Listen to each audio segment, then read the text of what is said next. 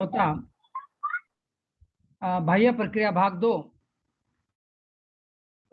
जो भी देखना है, जो पवन का क्षरण या कार्य। तो पवन या क्षरण का कार्य क्या होता है इसमें, जैसे उसके भूरूप एवं हवा की हलचल के पवन कहते। और अपने यहाँ पहले इसका भी किया है कि पवन एक गैस गैस जो रूपी बाह्य कारक होता है। पवन के जो क्षरण, वहन, ये निक्षेपण, ये कार्य मुख्य तथा मरुस्थलीय भाग में या वर्षा क्षेत्र में अधिक प्रभावशाली होते हैं। और वर्षा वर्षा मतलब जो भी अधिक वर्षा क्षेत्र में जो प्रभावशाली होने के कारण उसका भौतिक अपेक्षा अधिक मात्रा में होता है। अन्य इन मात्राओं के आधार पर जो चट्टान होते हैं, ये चट्टानों को और रेत अधिक प्रमाण से फैली होती है। और इस तरह से हम ये देखेंगे कि पवन के जो वहन के कार्य होते हैं, यानी कि उनके रुकावटें होती है, और के साथ साथ जो रेत होता है उसका रेत का वहन मतलब हो जाता है। यानी कि रेत का जो कण होता है अधिक दूर तक बहा ले जाते हैं, क्योंकि ज्यादा बारिश होने के नाते जो रेत होती है ढंग से वो निकल जाती है, या पवन की गति से कम हो जाए, और उसका भी वो रेत का निक्षेपण होता है। क्षरण, वहन और निक्षेपण का जो कार्य किया जाता है। तो हम अभी देखते हैं पवन का क्षरण या कार्य।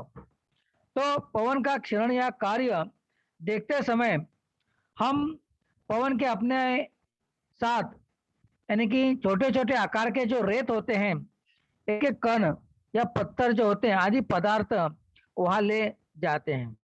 यानी कि जो भी अपने साथ पवन कण, जो रेत के कण होते हैं छोटे छोटे, ये पत्थर जो होते हैं, ये पदार्थ आपके साथ वो रहता है और उनके साथ वो बहा लेते हैं। और बहाने से ये का मार्ग अपनी आने वाली जो चट्टानें हैं, कुछ चट्टानों पर पदार्थ घिसने का अथवा पटकने से चट्टानों का अपक्ष होता है, यानी कि कम हो जाता है। बार बार जो चट्टान होते हैं, चट्टानों पर ज्यादा घिसने से पदार्थ घिसता है, और पदार्थ घिसने के कारण वो क्या होता है, चट्टान उसमें कम हो जाए। जैसे कि आप जो बालू के कीड़े होते हैं, ये मतलब बालू के जो रेत में जो होते हैं, जो भी छोटे होते हैं उसका अपक्षरण हो जाता है, क्योंकि ये भूक्षेत्र चट्टान, ये अपक्षरण के निकलने पर या यार्दांग आदि भूरूप तैयार हो जाते हैं। यानी कि छोटे छोटे यार्दांग या भूरूप तैयार होने के नाते आकृति क्रमांक 4.2 यार्दांग कैसे बना, जो भी ये दिशा में हम देखते हैं कि पूर्ण रूप से या उनकी चट्टान, कठोर चट्टान यानी कि कोमल चट्टान यहाँ पे दिया गया है। और यदि में 4.2 में यार्दांग जो है, इस यार्दांग में पूर्ण रूप से ये यार्दांग तैयार हो गए हैं।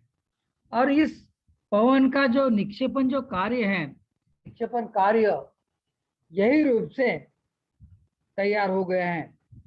और पवन के साथ साथ जो बहने वाले जो रेत का कण होता है, ये विभिन्न प्रकार के होते हैं। के साथ जो बहने वाले जो रेत के कण होते हैं वे विभिन्न प्रकार के होते हैं, अलग अलग होते हैं। और अलग अलग प्रकार के होने के नाते उनमें से ऐसे कई सूक्ष्म कण बन जाते हैं, और एक सूक्ष्म कण जो होते हैं ये अति दूर तक वहां बहाकर वो लेके जाते हैं।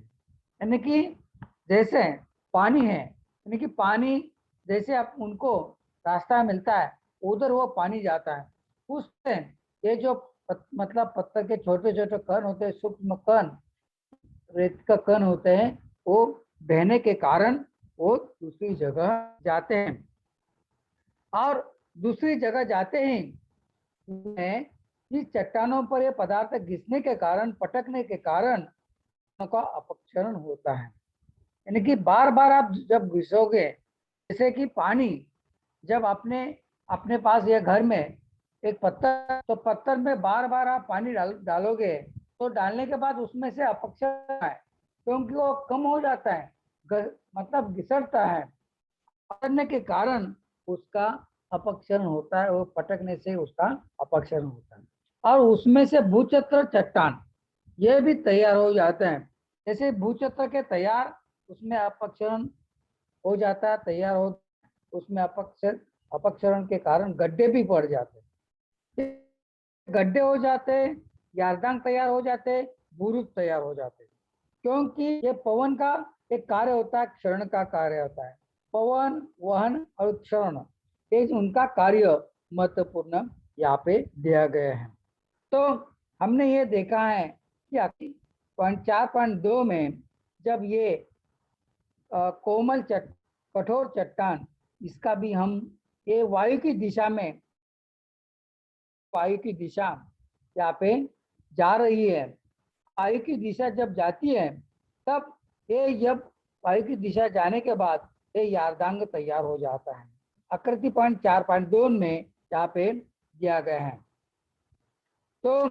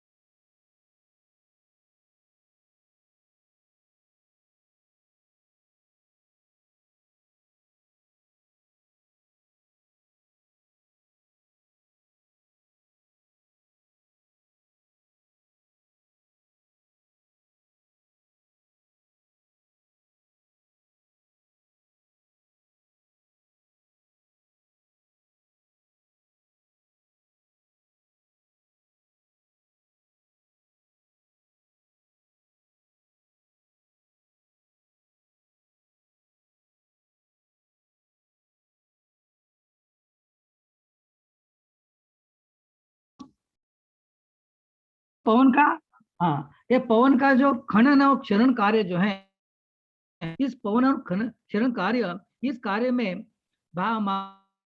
स्थित ये पत्थरों पर, चट्टानों का आकार के बालू के कणों पर और पत्थरों के घिसने अथवा टकराने से चट्टानों का खनन खनन क्षरण होता है।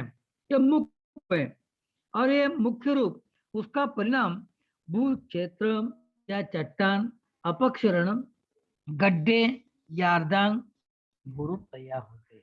इनका कारण ये नोट कीजिए, क्योंकि ये क्या होता है, क्षरणों के कारण, चट्टानों के कारण क्या तैयार हो जाता है, भू क्षेत्र तैयार हो जाता है, तैयार हो जाते हैं, अपक्षरण, गड्ढे और यारदांग आदि भूरूप निर्मित होते हैं।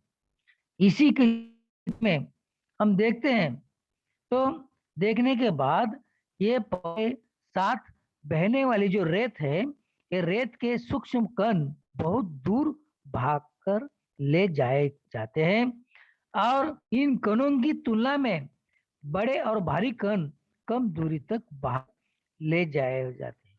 तो ये जो है मरुस्थलीय जो भाग है, ये मरुस्थलीय भाग अथवा कम वर्षा के प्रदेश में इस रेत निक्षेपण होता है, और रेत होता है, इस रेत का निक्षेपण जब होता है, और रेत का निक्षेपण होने के नाते परिणाम क्या होता है कि रेत के टीले जो है, वो टीले बन, सैप, उर्मी चिन्ह, लोयस मैदान आदि रूप उसका निर्माण हो जाता है। तो इन्हीं के कारण आप नोट की रेत के टीले, बरखान, सैप, उर्मी चिन्ह और लोयस मैदान आदि जो भूरूप है, ये रूप ये निर्माण हो जाता है, और निर्माण होने के नाते ये निक्षेपण का कार्य बनता ही है, तैयार होता है।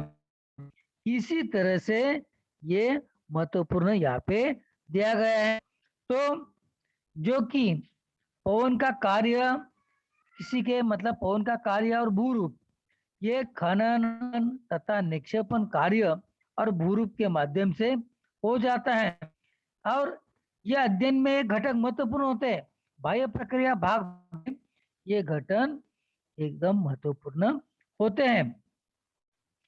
इसी कारण जो कि पवन का निक्षेपण जो कार्य है, ये निक्षेपण का कार्य तैयार होने से अभी यहाँ पे जो कि चित्र में मतलब 35 पेज नंबर, उसमें कई भू आकृतियां यहाँ पे दी गई है और सब बालू के टीले, यहाँ पे बालू के टीले दिए गए हैं और इसमें से आकृति भी दी है। ये आकृति किस तरह से बनी है, सब बालू के टीले यहाँ की आकृति दी गई है और ये किसी के कारण हो रहा है कि इनकी पवन के निक्षेपण के कारण ये उसका बालू के टीले तैयार हो गए हैं। अभी इनके साथ साथ जो नीचे जो आकृति बनती है वो यारदांग, अभी ये यारदांग जो है उसके नीचे है। तो यारदांग हम देखते हैं तो यारदांग में बड़े बड़े लंबे ये जो स्तंभ होता है, यानी कि ये जो है बड़े बड़े यारदांग की तरह से वो तैयार हो जाता है। और यहाँ पे उसके नीचे जो हमादा, यानी कि हमादा जो है ये भी छोटे छोटे पत्थर जैसे होते हैं। ये पत्थर यहाँ पे तैयार मतलब मिलते हैं और मिलने के साथ साथ इनका इन पत्थरों को हम देखते हैं क्योंकि ये के कारण पवन के कारण ये तैयार हो जाते हैं, क्योंकि घसटने के कारण ये भूरूप में ये तैयार हो जाते हैं। तो ऐसे ये भूरूप कौन से है, किस प्रकार के हैं, ये हमने यहाँ पे दिखाया जाता है। अभी ये दक्कन के जो पठार हैं, दक्कन के पठार ये महाराष्ट्र में आ जाता है और दक्कन के पठार भूक्षत्र चट्टानों से कौन से प्रदेश में दिखाई देते हैं। तो दक्कन के पठार महाराष्ट्र में जो है ये दक्कन के पठार में आते हैं। और जो कि समुद्री तट या पवन का जो कार्य दिखाई देगा, तो यहाँ से क्या होता है कि जैसे कि आप गुड़गांव में जाएंगे, मतलब गिरगांव में जाओ तो समुद्री तट होता है। ये पवन के कारण जो रेत का जो रेत हवा के कारण ये छोटे छोटे कण यहाँ पे दिखाई देते हैं, उसमें ये भूरूप निर्मित होते हैं। और ये निर्मित के नाते पूर्ण रूप से उसका निक्षेपण हो जाता है और निक्षेपण होने के नाते ये चट्टान या अपक्षन के नाते गड्ढे यारदांग आदि भूरूप तैयार होते हैं। और इन्हीं के कारण जो कि पवन के साथ साथ जो आने वाली जो रेत है उनका जो सूक्ष्म कण है, ये सूक्ष्म ये बहुत दूर तक बहा कर ले जाए। तो इन कणों की जो तुलना है, एक तुलना और भारी कण इस कम दूरी तक बहा ले जाया जाता है। तो जो छोटा कण है, ये छोटा कण यानी कि ये बहुत दूर तक बहा कर ले जाते हैं। सूक्ष्म कण ये बहुत लंबा तक वो दूर बहा कर लेके जाते हैं।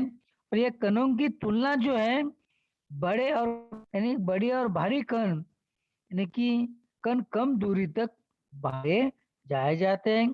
वो कण कहा जाते लेके जाते हैं ये मरुस्थल में। जब मरुस्थलीय जो भाग है, जो जब तूफान आ जाता है तो तूफान आने के बाद उस तूफान के कारण जो भी हवा के कारण ये पवन के जो मरुस्थलीय जो भाग है, ये मरुस्थलीय भाग एक कम वर्षा है। राजस्थान में कम वर्षा वाला प्रदेश है, उस देश में ये रेत का निक्षेपण ज्यादा होता है। तो ये इनका कारण इसका परिणाम स्वरूप रेत के जो टीले हैं, ये टीले बरखान सैप उर्मी चिन्ह लोयस मैदान आदि जो है उसका निर्माण होता है। अभी अपने एक किताब में भी मतलब 35 पेज में यहाँ पे दिया गया है कि तैयार हो जाता है। इन्हीं के कारण होने के नाते इनका एक मुख्य रूप से बनता है, यानी कि ये चित्र के माध्यम से आकृतियां भी दिया गया है और आकृतियां दे ये कि पूर्ण रूप से उसका या कार्य अच्छी तरह से ये दिखाई दिखाई देने के बाद ही पूर्ण रूप से मुख्य रूप ये दिया जाता है। इसी के कारण हम देखते हैं जो अभी ये लोहेस का मैदान जो कार्य उसका कारण तैयार होता है, यानी कि निक्षेपण कारण ये लोहेस का मैदान यहाँ पे तैयार हो जाता है। मैंने भी बोला कि लोहेस का मैदान किसी कारण ये तैयार हो जाता है क्योंकि ये मैदान निक्षेपण के कारण तैयार हो जाता है। ये महत्वपूर्ण है। ये भी देखा जाता है जो हिमगवर है वो हिमानी के कारण है, उसका हिमानी के कारण एक किसी के कारण निर्मित होता है, ये खनन के कार्य में निर्मित हो जाता है।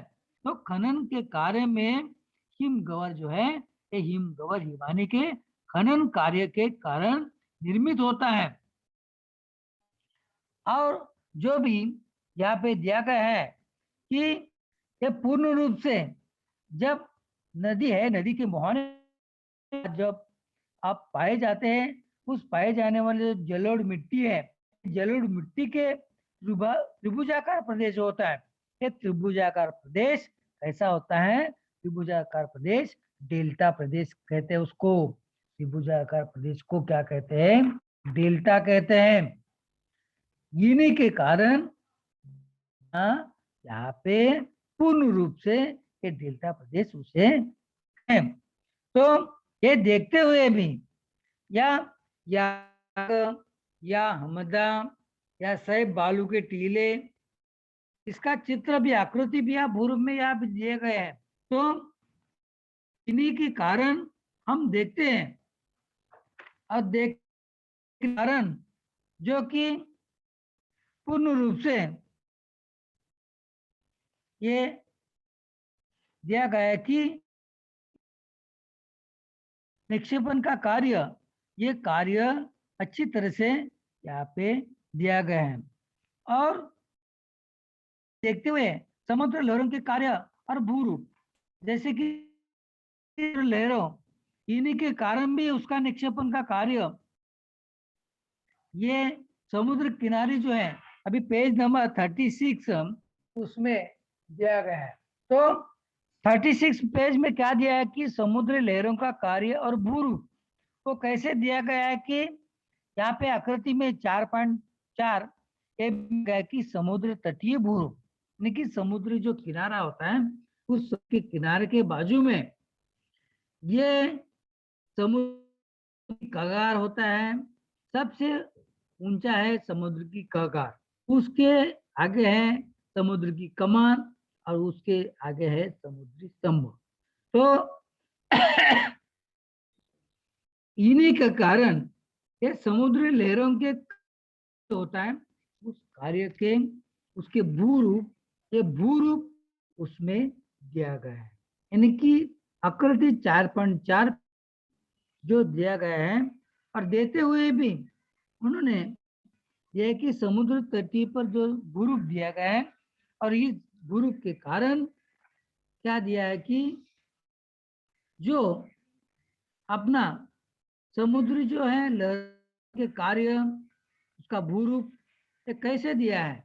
तो समुद्र किनारे के जो प्रदेश होते हैं, ये समुद्र के किनारे के प्रदेश की लहरें जो खनन हो क्षरण और वहन और निक्षेपण, तीन कार्य जो महत्वपूर्ण होते हैं, यानी कि खनन, क्षरण, वहन यानी कि निक्षेपण, ये कार्य करते हैं।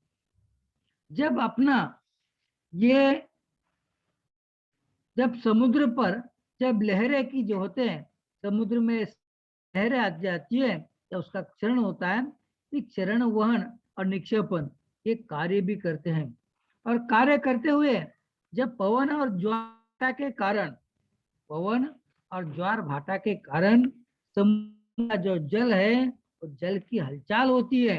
आपको पता है कि ये ज्वार और भाटा कब आता है, तो जब ये पवन और जो कार्य होता है समुद्र की लहरें, उसका क्षरण और वहन और निक्षेपण जो करने के बाद ही उसका ज्वार और भाटा के कारण समुद्र की हलचल होती है।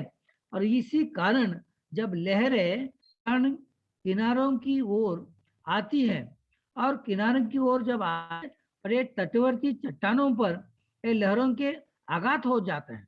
ये चट्टान है, ये समुद्र का किनारा है, इस किनारों पर ये प्रदेशों में समुद्र की लहरें के में क्षरण और वहन और निक्षेपण का कार्य करती है। नोट कि समुद्र के किनारों के कारण या ये समुद्र की लहरें क्षरण वहन और निक्षेपण का कार्य करती है। तो ये करने के बाद पवन और भाटा के कारण, जो पवन और ज्वार भाटा के कारण, जो हवा के कारण, पवन मतलब हवा, हवा और ज्वार भाटा के कारण क्या होता है, समुद्री जल की हलचल होती है। समुद्र जो पानी है, ये पानी की हलचल हो जाती है और ये हलचल होने के नाते ये बहुत बार लहरें किनारों आ जाती है, किनारे की ओर लहरें आ जाती है। लहरें आने के साथ साथ उन्हीं के माध्यम से ये तैयार हो जाता है कि समुद्र की हलचल हो जाती है। तो इसी कारण लहरों की किनारों की ओर जब आती है, ये तटवर्ती चट्टान, ये चट्टानों में इन लहरों की तीव्र आघात यानी कि ज्यादा तीव्र आघात, तीव्र से आघात यानी कि उसका छीजन हो जाता है।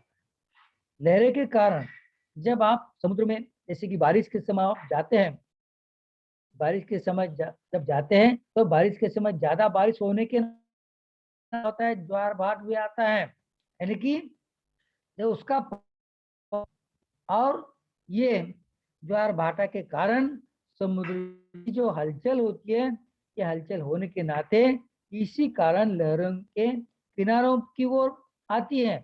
जो समुद्र के किनार है, इस लहरों के कारण ओर आती है।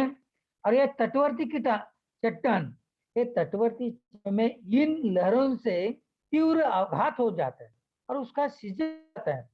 और ये सीजन होने के नाते जैसे जैसे किनारे के खुले स्थान पर ये लहरों द्वारा निक्षेपण किया जाता है। ये भी महत्वपूर्ण है। पुलिन द्वारा, यानी कि पुलिन जो है चट्टानों के द्वारा, लहरों के द्वारा तीव्र आघात के कारण ये पुलिन जैसे किनारे पर खुले स्थान पर ये द्वारा निक्षेपण किया जाता है। तो खुली जगह होती है, खुली जगह पर उसका चरण हो जाता है, निक्षेपण हो जाता है। तो निक्षेपण होने के नाते उसी तरह से जब लहरें किनारों पर उसका आकार, किनारों का जो आकार है, उस आकार फटने के बाद ही पानी उसी प्रकार उसके साथ बहकर आए हुए पत्थर या रोड़े, रेत या बालू पदार्थ तेजी से किनारे पर आघात करे। तो को किनारे जब लहर आती है, पानी की जो लहर है समुद्र में, तो ये लहर के साथ साथ जो पत्थर हो, कंकड़ होते हैं, रोड़े होते हैं, रेत होती है और बालू होते हैं, ये क्या होते हैं, ये तेजी से, यानी कि समुद्र के कारण ये उसका आकार उसका फट जाता है और जोर से हो जाता है, तेजी से आघात हो जाता है। इनके कारण इसमें इन किनारों की सीजन सीजन होती है और होने के बाद समुद्र लहरों के द्रविक एवं रासायनिक क्रिया, द्रविक एवं रासायनिक क्रिया है, ये क्रिया होती है। ये कारण भी एक किनारे के सीजन हो जाती है, यानी कि समुद्र के लहरों के कारण भी ऑक्सीजन हो जाती है। फिर रासायनिक क्रिया होती है। जब रासायनिक क्रिया जब होती है, किस पे होती है, किनारों पर होती है। और एक किनारे के रासायनिक क्रिया के नाते ये चीजें होती है और ये समुद्री लहरों के इस क्षरण कार्य में तरंग घर्षित मंच, समुद्री कंदरा, ये नोट कीजिए। तरंग घर्षित मंच, समुद्री कंदरा, समुद्री कगार, समुद्री कमान, समुद्री स्तंभ आदि रूप तैयार हो जाते हैं। ये आपको आकृति 4.4 में दिया है कि कौन कौन से क्या तैयार हो जाते हैं, यानी कि समुद्री लहरों से क्या तैयार हो जाता है। कि इसमें दिया है कि समुद्री तैयार कगार, समुद्री में समुद्री कगार तैयार हो जाता है, समुद्री कमान तैयार हो जाता है, समुद्री स्तंभ तैयार हो जाता है, या समुद्री कंदरा तैयार हो जाता है, और तरंग घर्षित मंच जाता है आदि जो है ये भूरूप, ये समुद्र रूप इन्हीं के कारण तैयार हो जाते हैं। आकर 4.4 में ये दिया गया है कि ये समुद्र लहरों का क्षेपण यहाँ पे ये दिया गया है। और देखते भी हमने देखा है कि क्योंकि ये समुद्र लहरों का निक्षेपण कार्य है, एक कार्य अच्छी तरह से हो रहा है। और ये किनारों के जो सीजन है, ये सीजन होने से पदार्थ समुद्री तल से संचित होते हैं। जो भी से छिजन होता है, वो छिजन होने के कारण जो अलग हुआ है, ये पदार्थ क्या होता है, समुद्र के तल में संचित हो और इकट्ठा हो जाता है। और इन्हीं के कारण ज्वार भाट के कारण इन पदार्थों की किनारों की ओर तथा वापस समुद्र हलचल शुरू रहती है। तो इसी कारण क्या होता है, समुद्र की ओर जो है ये हलचल हमेशा के लिए शुरू रहती है। और इस कार्य पदार्थ एक दूसरों से टकरा कर छोटे हो जाते हैं। देखो ये क्या होता है, समुद्र की लहर आती है, लहरों के कारण ये निक्षेपण भी होता है, और निक्षेपण के कारण एक ये जो पदार्थ है, एक पदार्थ एक दूसरे से टकरा कर क्या होता है, छोटे हो जाते हैं। छोटे होने के नाते ऐसे पदार्थ, इसका पदार्थ निक्षेपण एक किसी के कारण होता है, लहरों के कम भाव वाले जो तटीय प्रदेश में होता है, जहाँ पे कम लहर होती है, उस कम लहरों के कम भाव वाले जो तटीय प्रदेश है, क्षेत्र है, इस क्षेत्र में होता है। और इस होने के नाते समुद्र लहरों के इस निक्षेप कार्य पुलिन वालुका, हाँ, वालुक भिंती, खार, कच्छ, लैगून आदि स्वरूप तैयार होते थे। नोट कीजिए कि ये समुद्र के इस निक्षेपण का कार्य द्वारा ये पुल बालों का भित्ति, खार, कच्छ, लैगून स्वरूप तैयार हो जाते। ये नोट कीजिए, समुद्र लहरों के निक्षेपण के कारण क्या निर्मित होते हैं, तो पुलिन तैयार हो जाता है, वालों का भित्ति तैयार हो जाती है, कारकच्छ तैयार हो जाता है, लैगून, कारकच्छ इनकी लैगून ये आदि भूरूप तैयार होते हैं। इसी तरह से ये तैयार होने के नाते इन्हें ये समुद्र लहरों की जो कार्य है उनके द्वारा हम भूरूप के समझने लगते हैं। ये पूर्ण रूप से ये देखिए, ये समुद्री निर्मित वाले भूरूप है, उस छायाचित्र में आगे दिए गए हैं। भूरूप और समुद्री लहरों के क्षरण निक्षेपण, इनमें से कौन कौन कार्य में निर्मित किए हुए हैं। तो छायाचित्र के नीचे चौकट में लिखे कि ये कौन सा कार्य यहाँ पे निक्षेपण हो रहा है। तो समुद्र की गुम्फा है, अभी समुद्र की गुम्फा कंदरा, ये भी हवा के कारण या पवन की उसमें से हो गई है।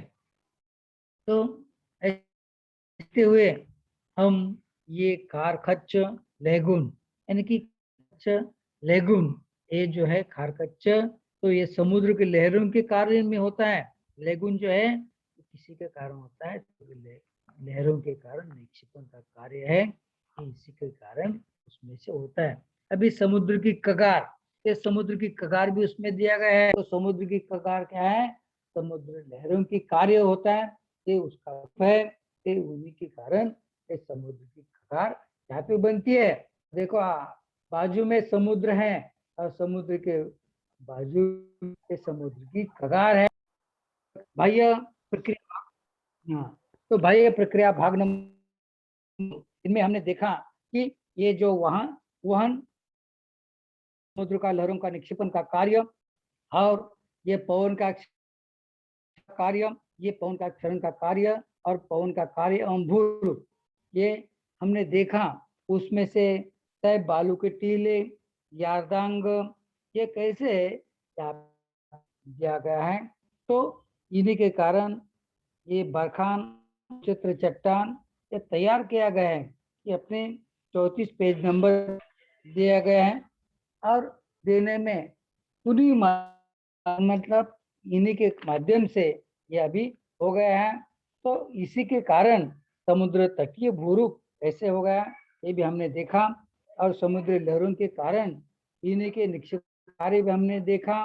उनका पवन ज्वार भाटा के कारण भी हमने देखा। समुद्री जल की हलचल जब कैसे होती है, और इसी लहरों के कारण ये देखा। तो पुलिन जैसे किनारे पर लहरों के द्वारा निक्षेपण किया जाता है, ये भी हमने देखा।